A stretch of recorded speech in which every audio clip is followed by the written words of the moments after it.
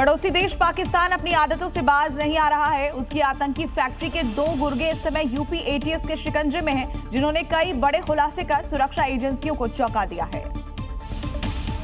तुषार उर्फ हिजबुल्ला और समीर खान ने जिस आतंकी मॉड्यूल का खुलासा किया है वो एक ऐसे नेटवर्क का हिस्सा है जो बहुत खामोशी से हिंदुस्तान में अपनी जड़ें जमा रहा था।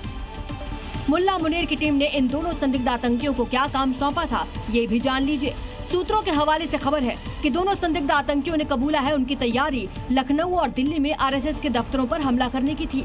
दोनों ने आरएसएस कार्यालय की रेकी भी की थी। दोनों को जल्द हमला करने का दिन और समय बताया जाना बाकी था। AK-47 और हैंड ग्रेनेड से हमले का प्लान बनाया गया था। पाकिस्तानी गैंगस्टर शहजाद भट्टी ने इनको कई टारगेट दिए थे। देश के कई बड़े सरकारी भवनों में हमला करने के लिए कहा गया था। दुबई के रास्ते पाकिस्तान ले जाकर ट्रेनिंग देने का भरोसा दिया गया था। हिंदुस्तान में तहरीक तालिबान की जड़ें फैलाने की स्क्रिप्ट गैंगस्टर शहजाद भट्टी लिख रहा है। शहजाद भट्टी मुनीर की आतंकी नर्सरी में ही उगा जहरीला पौधा है। इसी के इशारे पर पंजाब में कई हमलों को अंजाम दिया जा चुका है और अभी यूपी से लेकर गुजरात तक हाइब्रिड टेरर मॉड्यूल के जरिए आतंकी वारदातों को अंजाम देने की फिराक में है। लेकिन योगी राज में आतंकियों का बच पाना मुश्किल ही नहीं नामुमकिन है। ये मुनीर को अब तक पता चल चुका होगा।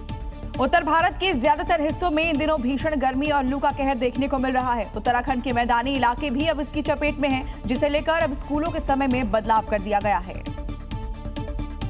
मैदानी इलाके में भीषण गर्मी और लू ने लोगों की परेशानी बढ़ा दी है। खासकर हल्द्वानी, रामनगर, कोटाबाग जैसे इलाकों में पारा लगातार बढ़ रहा है। इसको लेकर अब जिला प्रशासन ने स्कूलों की टाइमिंग में बदलाव किया है। हीट वेव के अलर्ट को देखते हुए शिक्षा विभाग ने स्कूलों की टाइमिंग में बदलाव करते हुए सुबह 7 बजे से दोपहर 1 बजे करने का फैसला लिया है, जो 15 मई तक लागू रहेगा।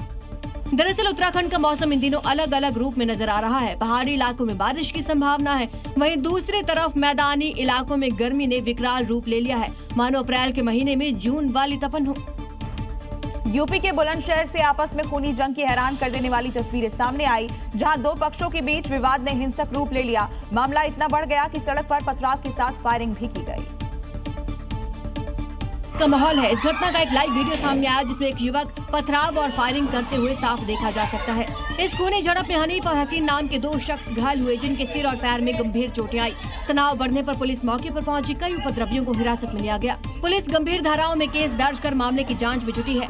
जानकारी के मुताबिक इन दोनों पक्षों के बीच पहले भी कई बार मारपीट और फायरिंग की घटनाएं हो चुकी है। पुराने दुश्मनी के कारण इलाके में पहले से ही तनाव का माहौल था। अब वायरल वीडियो के आधार पर आरोपियों की पहचान की जा रही है। इलाके में एहतियातन भारी पुलिस बल की तैनाती है। मध्य प्रदेश और छत्तीसगढ़ में स्वास्थ्य सुविधाओं की लचर व्यवस्था देखने को मिली है। उज्जैन में इलाज के दौरान अस्पताल की बिजली गुल हो गई, तो वहीं पखाजूर में 3 दिनों तक मरीज को एम्बुलेंस नहीं मिली। उज्जैन के चरक अस्पताल में जैसे ही बिजली गुल हुई, मरीजों और साथ आए परिजनों में हड़कंप मच गया। पूरे अस्पताल परिसर में अफरा तफरी का मंजर देखा गया। लोग टॉर्च और मोबाइल की रोशनी में आते जाते हुए नजर आए। वहीं अस्पताल में बिजली गुल के दौरान की एक और तस्वीर सामने आई है, जहां मोबाइल टॉर्च की रोशनी में एक डॉक्टर मरीज का इलाज करता हुआ नजर आया। वहीं पंखाजूर से भी स्वास्थ्य सुविधाओं की पोल खोलने वाली एक तस्वीर सामने आई है। यहाँ 3 दिनों तक लकवा के मरीज को एम्बुलेंस नहीं मिली, तो ग्रामीणों ने खटिया पर उठाकर उस अस्पताल पहुंचाया। वहीं MP और छत्तीसगढ़ से आई ये तस्वीरें स्वास्थ्य सुविधाओं के दावों को लेकर बड़ा सवाल खड़े कर रही है।